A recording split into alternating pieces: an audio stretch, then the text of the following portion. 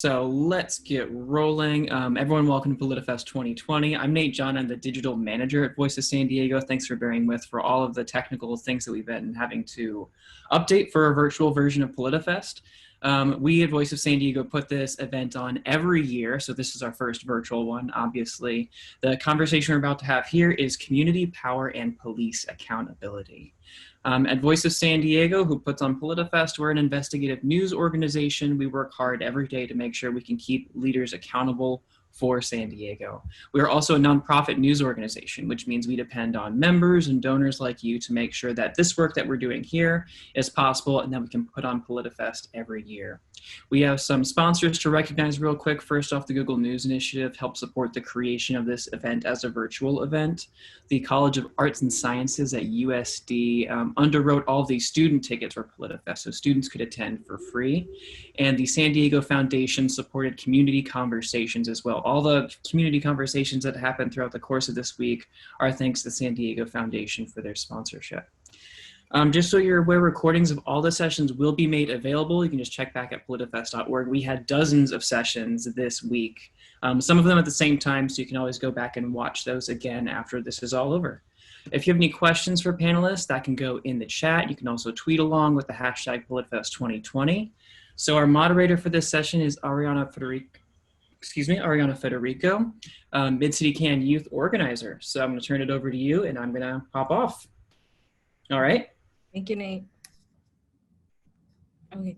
Hi, everyone. My name is Ariana Federico. I am the youth organizer at Mid-City Can. Mid-City Can, my pronouns are she or hers. So just a little bit about Mid-City Can. We are a community-based organization here in City Heights, where we do a lot of advocacy and organizing around issues that matter the most to our community members. And this afternoon, actually, because it's already 12, I have Kate, who has joined us, who is from Women Occupy. Out of all the things that she does really great, she is one of the folks who did really push for this independent commission this past 2019, 2018, but she's been doing the advocacy around police accountability for such a long time, so I'm happy that she's able to join us.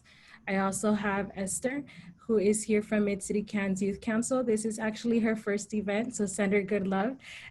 She will be talking about, the importance about this specific measure, this specific issue that is now a Measure B here in San Diego. So San Diegans will actually have the opportunity to vote for an independent commission on police practices here in the city of San Diego.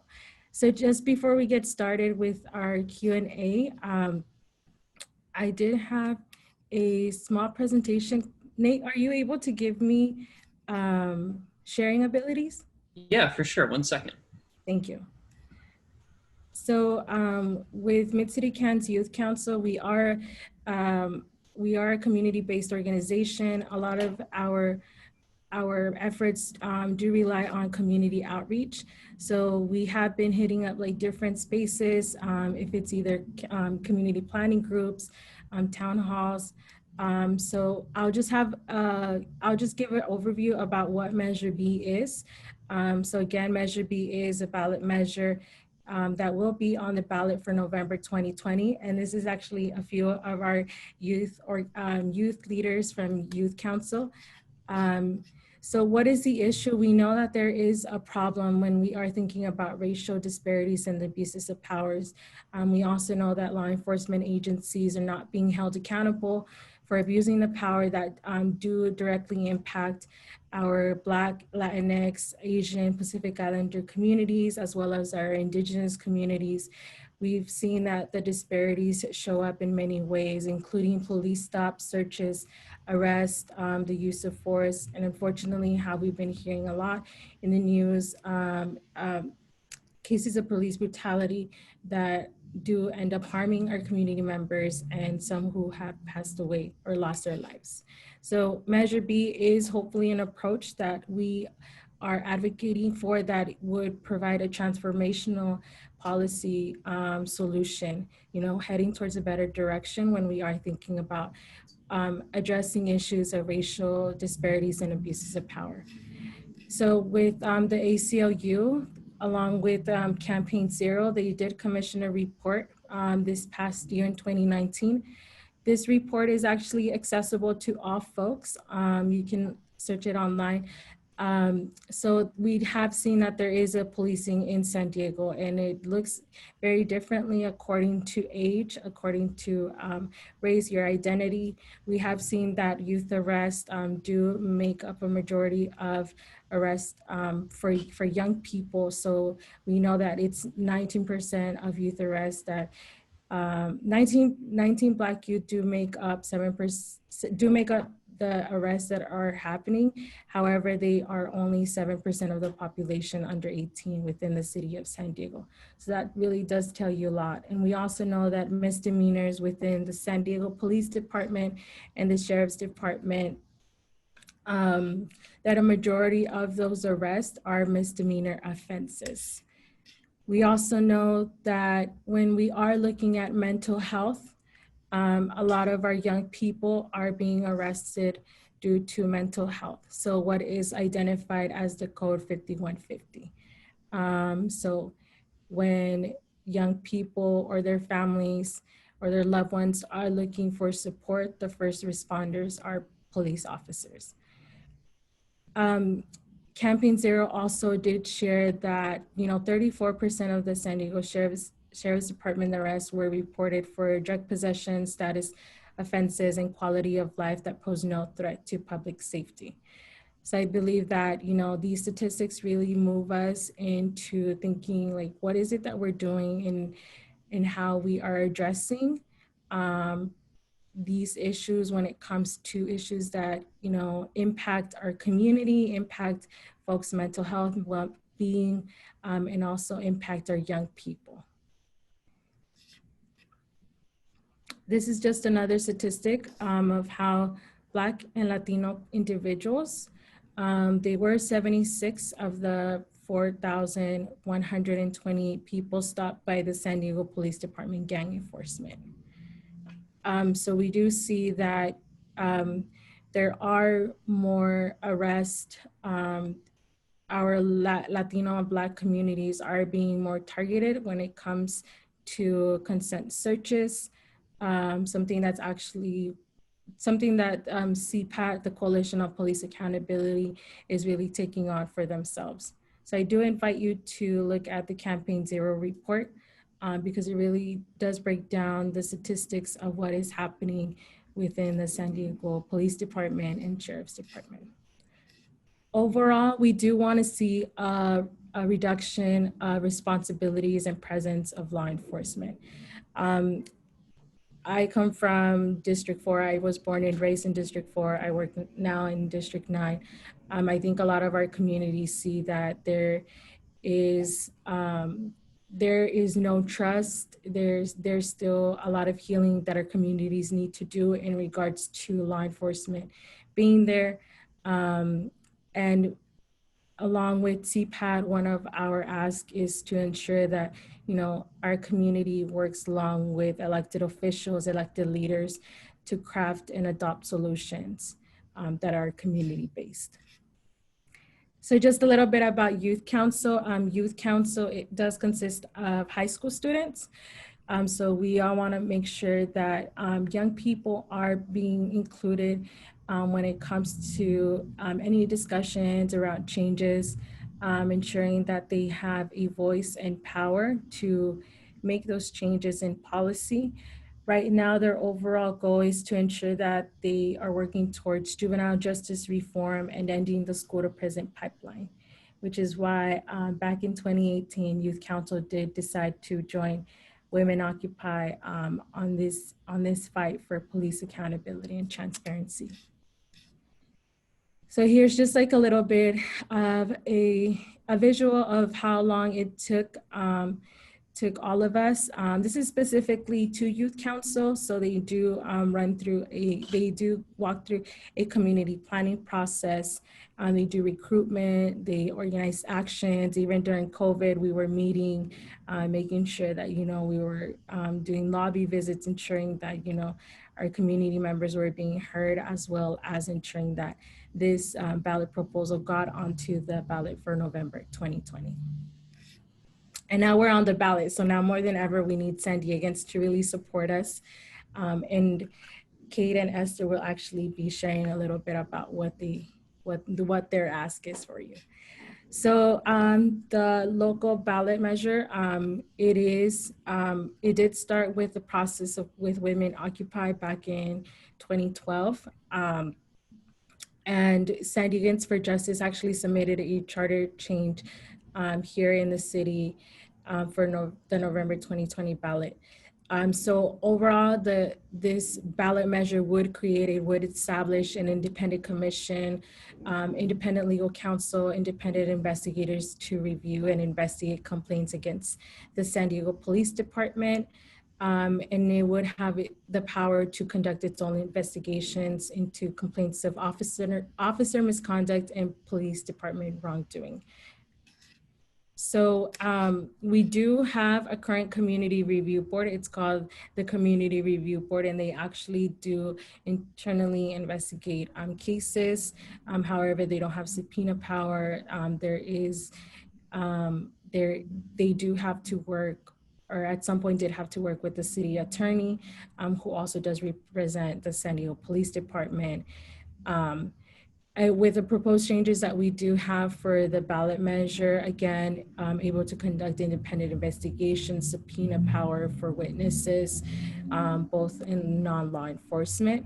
And I think the independent legal counsel is one of the biggest things, because it would actually ensure that there is no conflict of interest and able to investigate certain cases without a complaint, such as domestic violence by law enforcement. More of this, I think one of the biggest things that we are seeing is that the current community review board, their members are appointed by the mayor, who also has to work with the San Diego Police Department and their sheriff. So we want to make sure that this independent commission is independent, whereas it doesn't rely on the mayor's appointment, and that it is truly to be independent, so that we can continue to ensure that we are creating a fair and balanced commission. So one that is reflected of our community members, one is reflected the community that they are serving.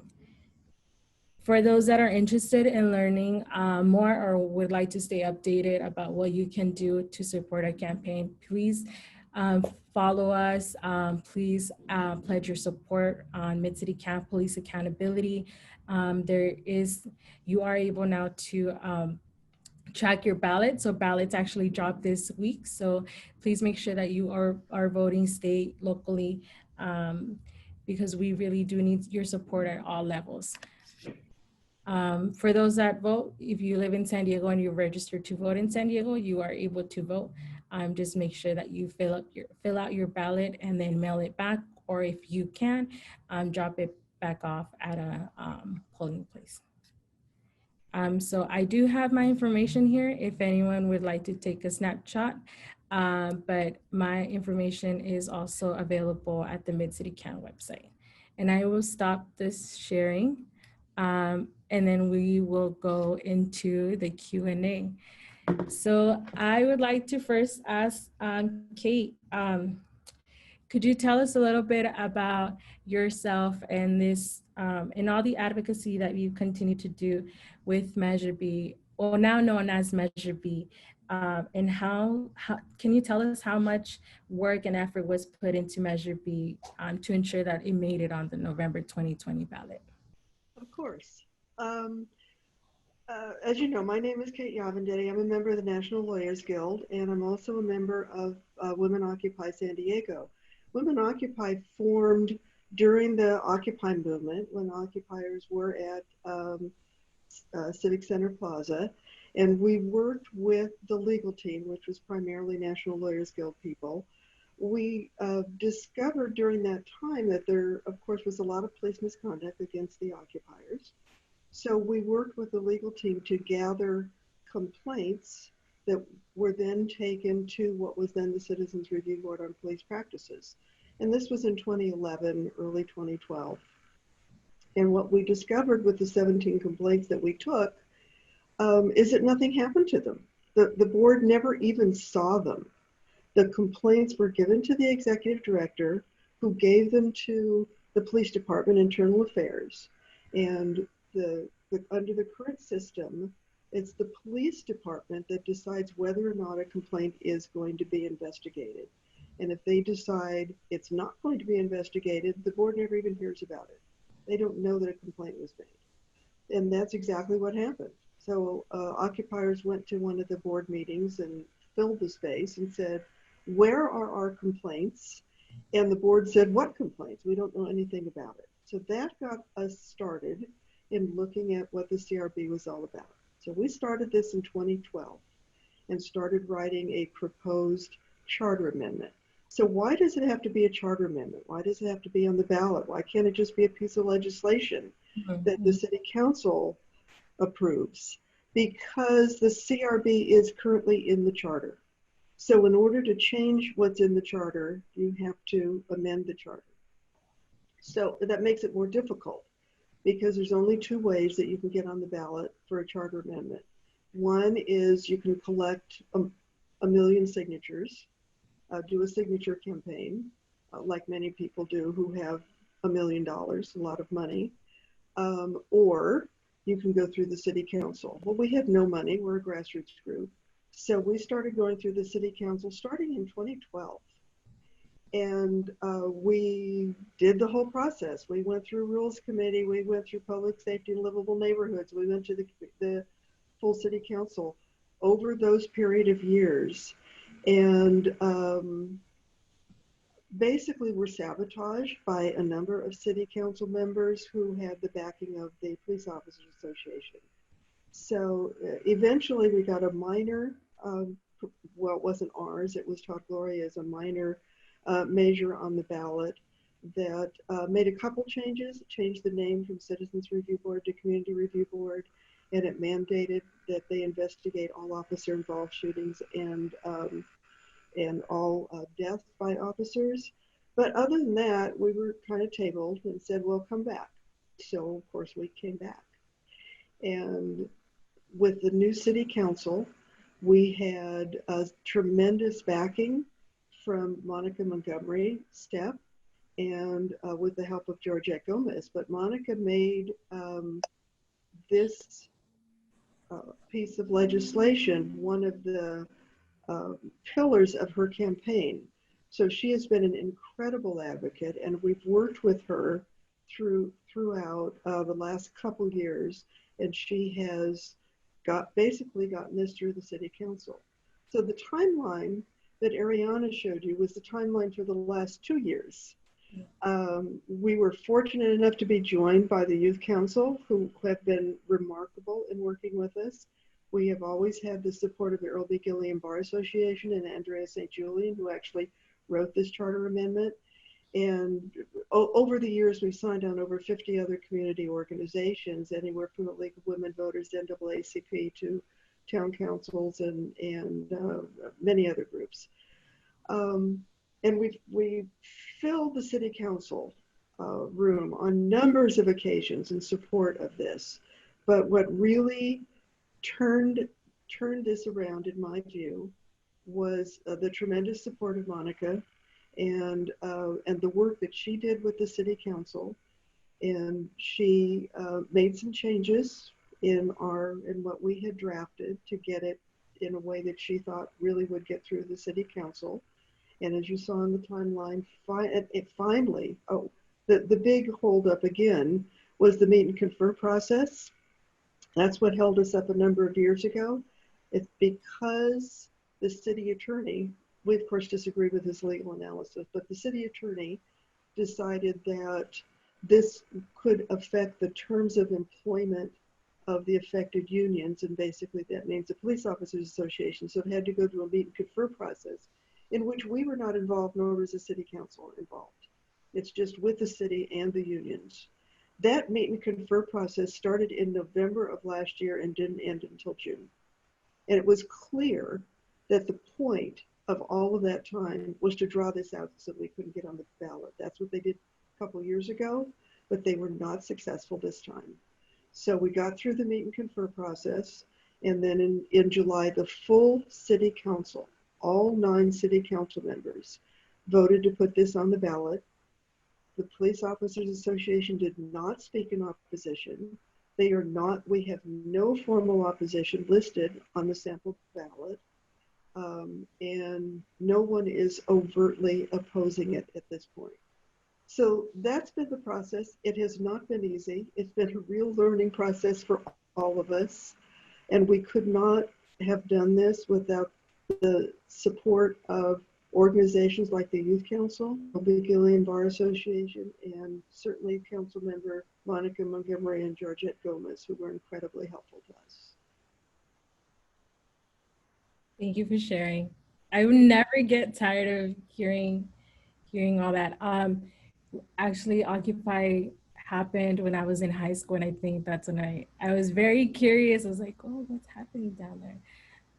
But it's definitely how I started with, with advocacy and organizing. And I was actually there just to see what was happening. But yes, it does take a long time to make policy changes. I think now more than ever, folks are very ready. Like Kate has said, we don't have right now an opposition, but it does exist, maybe not formally.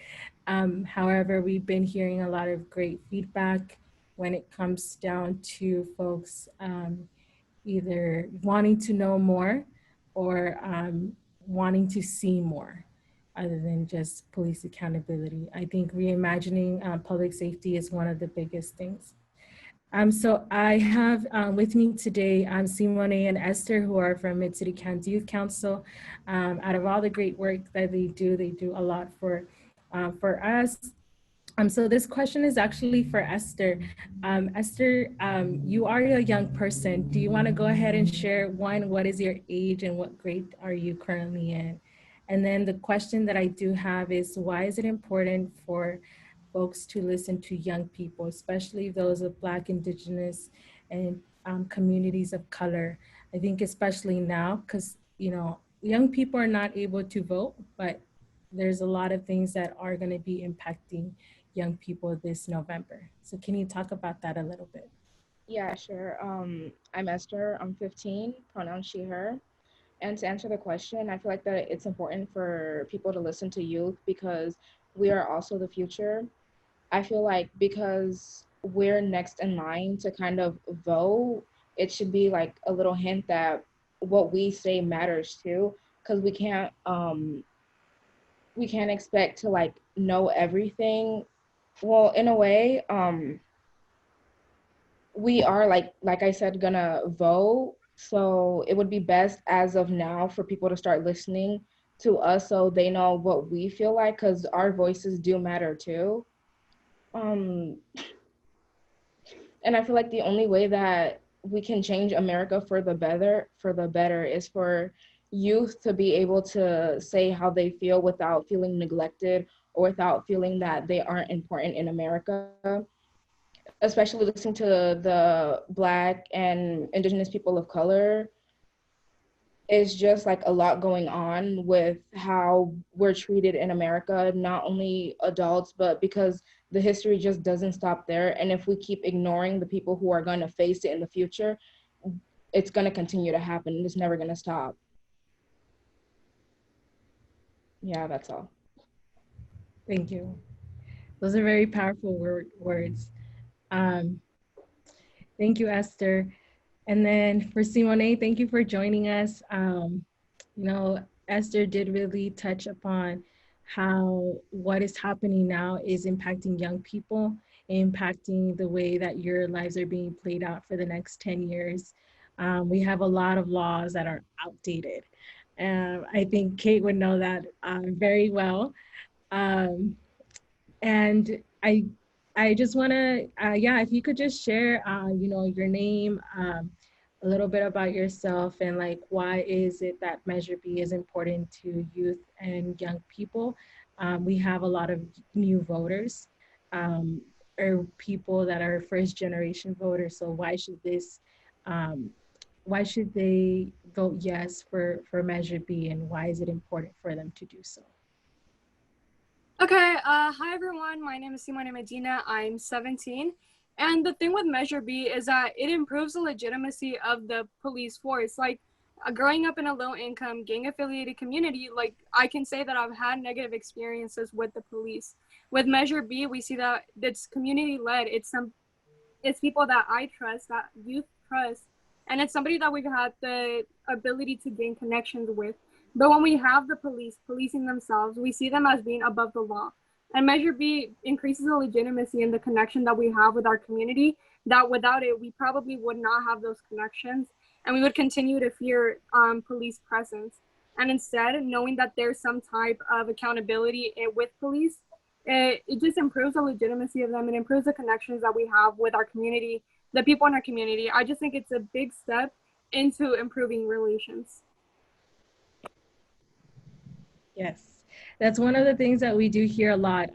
You know, the police policing themselves, and I think this definitely this commission is a form of ensuring that there is accountability.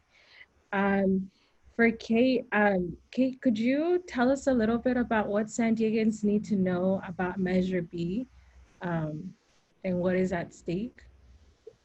Sure. Well, I think Ariana sort of gave you an outline of what Measure B is. But there are four important things about Measure B. One is that first of all, it eliminates the current CRB and establishes a commission. What is the difference between a board and commission?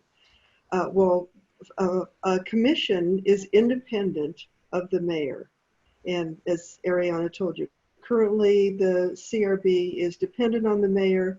The mayor's office not only appoints the members of the CRB, but oversees their policies and procedures, oversees what they do, tells them what they can and cannot do. And so the commission is modeled after the Ethics Commission, which is independent and which we have in San Diego. The second important pillar is that we have independent investigators. Currently, as I said, all the complaints go to the CRB are then sent to the police department, who decides. They have two categories of whether whether something's going to be investigated or not, and if the police department decides basically it's not serious enough, it doesn't fall within the serious categories such as racial profiling, use of force, slurs, that sort of thing, then they're just not going to investigate it. Nobody's going to know about it. When they do investigate it, they're the ones who speak to the witnesses. They're the ones who write up the reports. They look at the body camera and any other videos, and then they write up a report. The CRB gets all of that. They get the reports, they get the body cam video, they get the audio of the witness interviews, but they don't get to see the witnesses. It's not video. They don't get body language. And in my experience, having dealt with this before, having filed a complaint when my son at 15 was beaten up, I know that the way they interview witnesses is they come to your house in full uniform with guns on their hips and ask a 15-year-old and his 15-year-old witness to talk to them. So you wonder about how much they're really getting out of witnesses. So it's important to have independent investigators. It's important to have the investigators who can maybe look at what they've been given and saying, we're missing something. We need more. And it's also important for the community to know that there are independent, trained people who are looking at this complaint, not just the police department. No matter how much good faith you can have in the police department, and we're told in general that they try hard and try to do a good job, it's hard not to feel that there's an inherent bias, that they want to protect their own. So that's the importance, really, of this whole thing and of the independent investigators. The commission will also have subpoena power. So if a witness doesn't want to talk to them, whether it's law enforcement or non-law enforcement, if the police department doesn't want to turn over body cam videos or some documents or other documents, they can get a subpoena that can force them under authority of law to turn over those documents or to force that witness to testify, unless of course they want to take the Fifth Amendment or something. But that's really important.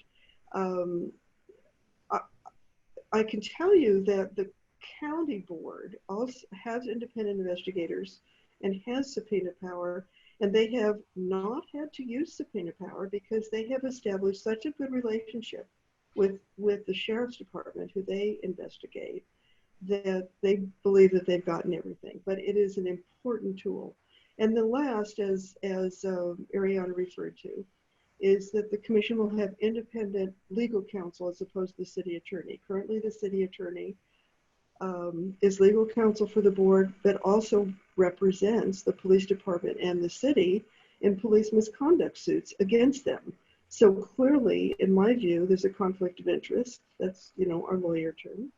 And the city attorney, while they may be doing their job, again, may have some implicit feeling that they don't want sustained findings to come out of the investigation, because that can be used against the police department and the city in litigation.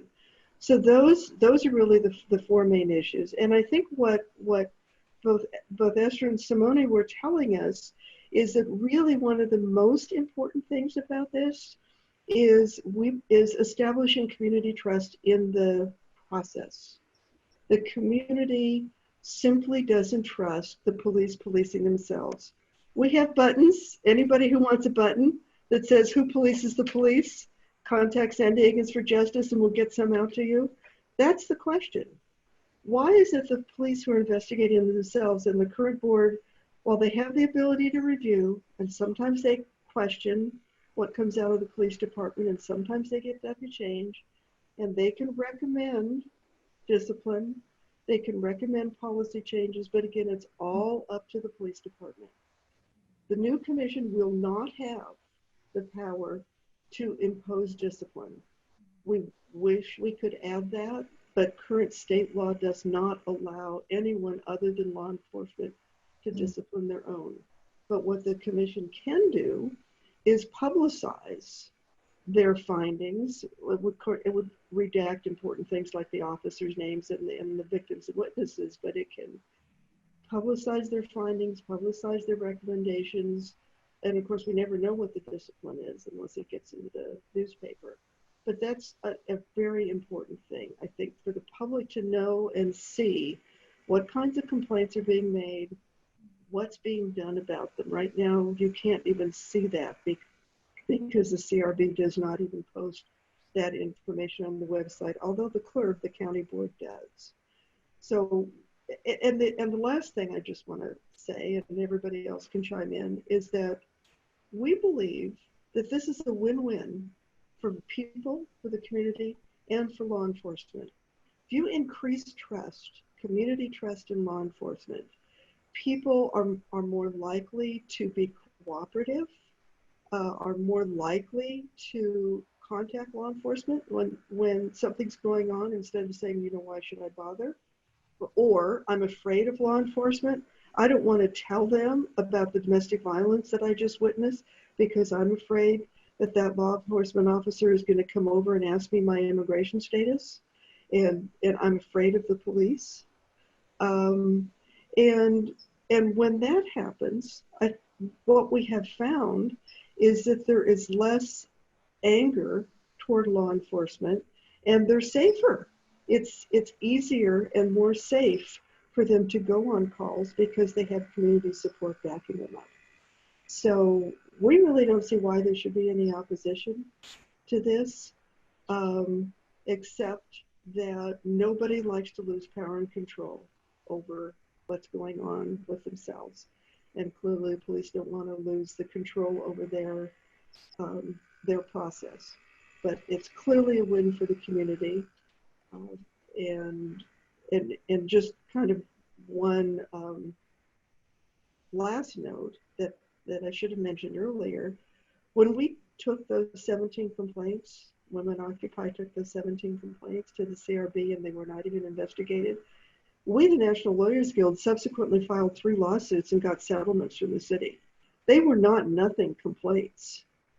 The police department just didn't want to, just had a disdain clearly for occupiers, like we've seen in all the racial profiling studies. They feel, unfortunately, many of them feel about communities of color. Thank you for sharing, Kate. I think it's really good for folks to know and to really understand like what is happening and like what measures need to happen in order to ensure that we have a community-led commission. So the fight doesn't really stop here. Like we will continue to do organizing and advocacy once we win, because we will win in November. We are a grassroots campaign, but I think now more than ever, we've been hearing a lot of support. Um, so with that, Simonei, I know you've been attending some rallies. Like what have you been hearing? I know you were able to share a bit about the independent commission. Like what are people saying? Like how are people reacting? Could you tell us more about that? Yeah, so I think one of the main concerns that I hear from opponents of this is like, oh, rallies aren't going to do anything. But realistically, when you show up to the rallies, you're hearing everybody like wanting to step in, wanting to change everything. And we have these policies that are specifically geared to help everyone. And I think, as Kate said, it is a win win situation. And I think that's something that everybody's recognizing by attending these rallies, by listening to us speak, by listening to others speak of their personal experience with police and just improving police accountability. So I think what's really being heard at the rallies is like, what can we do to improve our situation? What can we do to change what's happening right now? Because realistically, I don't want to keep protesting for the next like years of my life. I want change to be made. I want policies to be changed in benefit of the youth in our communities. And I think that's one of the main concerns is just what policies are going to be there for us to implement this change to improve conditions for everyone. Thank you. She's so fierce. I love it. Thank you, Simone. Simone actually joined us after her debate team. So please reach out to her. She's amazing. She does a lot. For Esther, so right now we are seeing that there is a movement. There is like an awakening. People are feeling excited. People want more. What are you hoping to see for the future of this movement? Like where would you like for this to go? What are you reimagining and how we're seeing public safety and policing? Like Kate said, like youth and people trusting police way more. I feel like that could be something that would happen because there have been countless amount of times where I would scroll through TikTok and see people posting about their domestic violence and being scared to go to the police. But in the comments, they'd be like, you should go to the fire department. They're way more safer than the police. And I feel like since like the police do handle this type of situation, they should be the ones that they should go to, but because we can't trust them, I feel like the future movement, that is something that we should go through. I also feel that if this movement does go through, which I really hope it does, um, we will have like a better society, feeling way more safer, and we can make America, as Trump would say, make America great again, but we can make it better knowing that we actually have a change that could happen. Instead of just saying that it's going to happen, it actually happens, and we can show that it happened. Yes. Get it done now. So we do have 15 more minutes. So I'll have another question. So this actually goes, Measure B goes into how we're seeing criminal justice reform. I think our last question could be, well, what does criminal justice reform mean to you? And we can start with Kate, and then we'll pass on to. Oh, well, of course, that's a long discussion, but this is a beginning. There is a lot to do.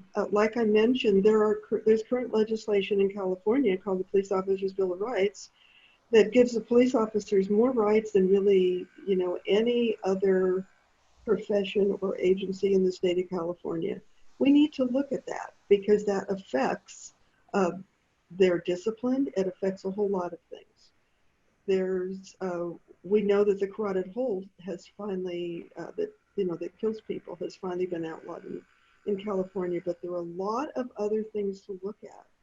when we're talking about police reform, where the Ariana's slide talked about mental health issues. Yes, we should be taking money from the police budget and putting it into more mental health issues, so that when people call, as so many people that we've seen who have been killed by police, when the call is really because someone is going through a mental health crisis, like Alfred Alongo and any number of people here in our county as well as across the country, that's not something the police should be involved in. We do have a PERT team that can go out with the police, but they're very limited in their budget and their ability to do that. People, as Esther was saying, feel safer going to a fire department than calling the police. That's where some money should be going. So we need to be looking at the budget process. We need to be looking at, once Measure B passes, there will be an ordinance that we will be working on that will set out a whole lot of the parameters. Ariana was talking about having diversity on the commission.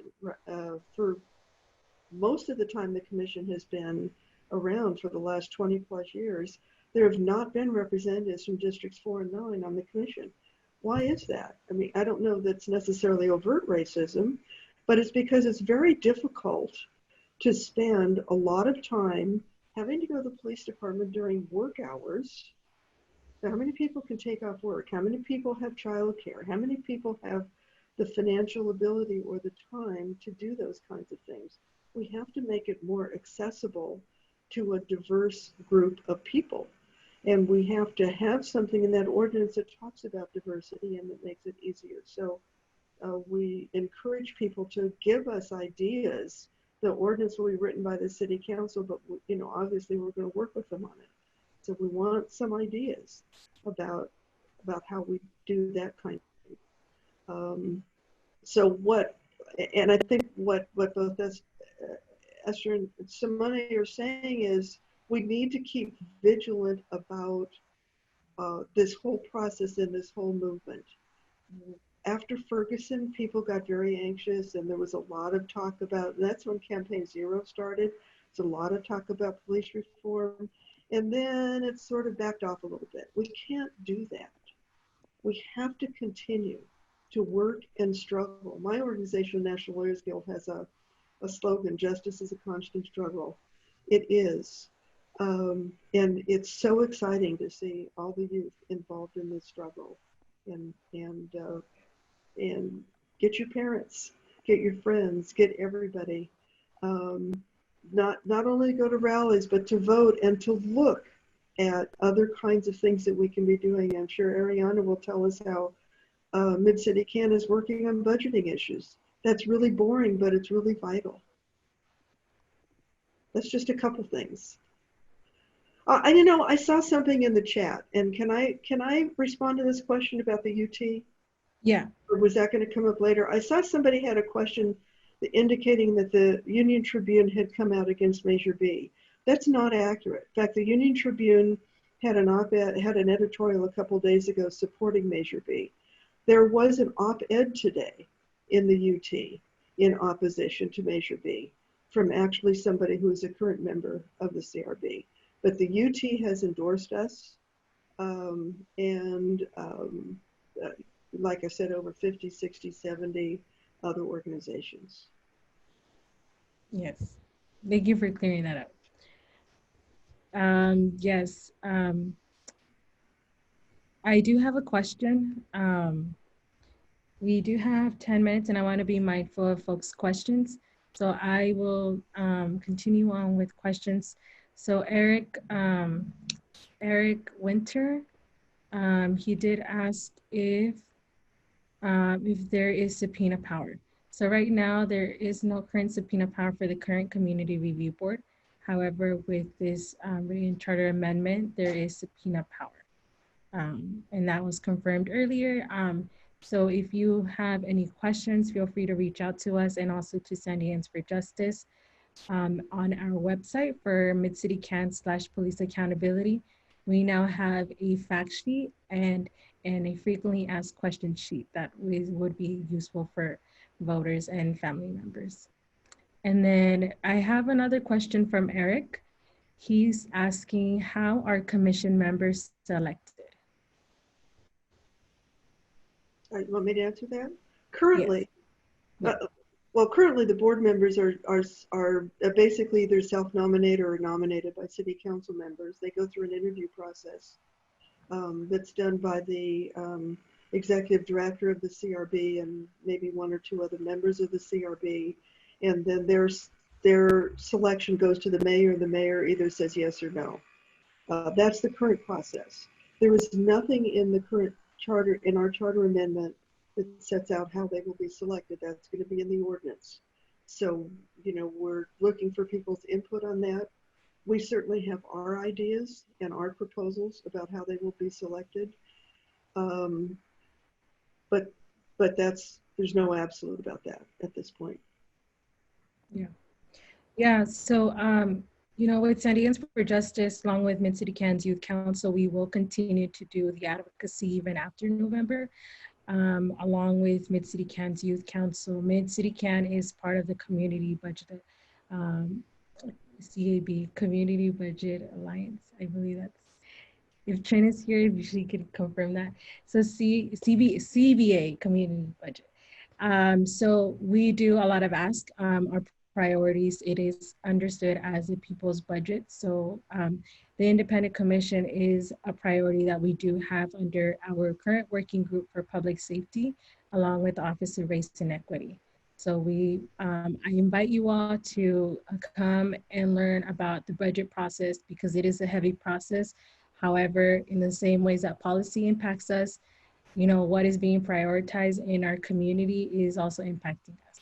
And this is where we are seeing the priorities of budgeting, of either policing, but I think a lot of our young people did mention the need to, you know, fund other projects, other programs that are here to really help out community members. And when I say that, I mean like more DV programs, domestic violence programs, programs that are supporting the mental health of community members. Let's not wait until there's a crisis.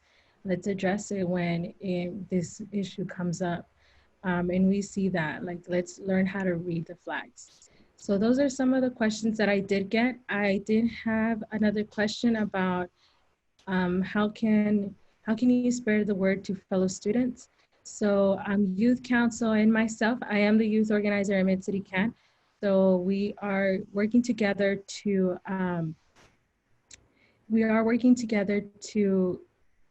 present in different spaces. I do want to share that the presentations are able to be done in English and in Spanish. So if you have a space that you would be interested in learning more about Measure B, I invite you to contact us either via email. I saw that Chern did leave our website there, so please reach out to us, and I will do my best to ensure that one of us attends your space. But we are almost out of time. Yeah, I don't have any other questions, but any last remarks? Maybe we can start with Simonei and then Esther and then Kate. Yeah, I think the main benefit from Measure B, it's like reducing the imbalance in power between a police force and, you know, a democracy, because like when you have people that are seen as above the law, it's directly antithetical to a democracy, because there really shouldn't be anybody that is seen above the law. And that's like the indirect message that we get from the police power and the lack of police accountability in our communities. So like when you grow up in low income communities and you see that the police are seen as above the law and they're not to be trusted with actual issues, as Esther said, with domestic violence, and that we see, for example, going off to other areas instead of the police, it really destroys the purpose of what the police is there for, to actually help us. So I think, once again, as Kate said, it's a win-win situation with Measure B. It's a lot better for everybody in the community. It's better for police. And yeah, and also as Kate said, the criminal justice reform is just such a long conversation. And I think like taking away some of the funding for police and for these systems and putting it into, for example, education and increasing funding for low-income school districts, putting it in for education specialists, things like that. It's just, overall, Measure B is just a win-win situation. It's a beautiful, beautiful, beautiful measure. So yeah. Thank you, Simonei. Esther, would you like to share any last words? I think if I were to share, I would just add on that you can't have a community that's supposed to help everybody, but only help one certain group. You need to have one that is compatible with every single group there is. So with police only like being there for the white community and disregarding every other community there is kind of like a system that we don't want. We want something that like is inclusive to everybody, so everybody else feels safe. Women, men, you know, everybody. Beautiful. Kate, any last words? No, I mean, you could, people, if you want, you could, speakers for your group, you contact Ariana through Mid-City Can. You can also contact San Diegans for Justice. That's the PAC that we have formed in connection with Measure B. Also, we're certainly fundraising. We have been told, although there's no formal opposition, that national law enforcement groups are going to throw $250,000 against this measure. I haven't seen anything yet, but we expect in the last week or so that there will be things like that going on. And vote. I vote. Talk to everybody you know who is eligible to vote in this. This is, again, just the city of San Diego. So we're clearly focusing on the city, but even if you're not in the city, my son lives in La Mesa. I'm telling him, vote. He can't vote for Measure B, but it's important for all of us to be out there and forget all this stuff about, you know, how mail-in ballots are not going to be counted. If you need to be safe and mail in your ballot, do that. Do whatever you can. If you can help at polling places and feel safe doing that, anything that you can do to get the vote out. Thank you so much. I do want to thank our panelists. This was a great afternoon. I love this. Thank you for the folks that did have questions. Trin was able to link a couple of the, the organizations, including San Diegans for Justice in the Community Budget Alliance, and the article for the endorsement from the UT on Measure B. So thank you so much for those that were able to be here and be present. And yeah, holla at us. And I hope to, have someone reach out to us. And thank you, Nate, for supporting us with the tech. Yeah, of course. Thank you, Ariana, for hosting. Thanks for everyone who was on the panel and everyone who watched. This is the end of PolitiFest, essentially. We've closed it out for the day, you guys did, so thank you very much for that. The panels went for an entire week. Students are free for the whole week, so you can always go back and register for things. But we're making everything that was aired available on our website as well. Just go to politifest.org. There's a lot of really good panels on criminal justice and police reform and all the different measures and people who are being elected. A lot of things you guys are talking about have been spoken about for the entire week of PolitiFest. So you can go back to politifest.org and watch a lot of those now. And yeah, thanks again for everyone for watching, for joining and being a part of PolitiFest. Enjoy the rest of your day. Thank you. Bye. Bye, everyone.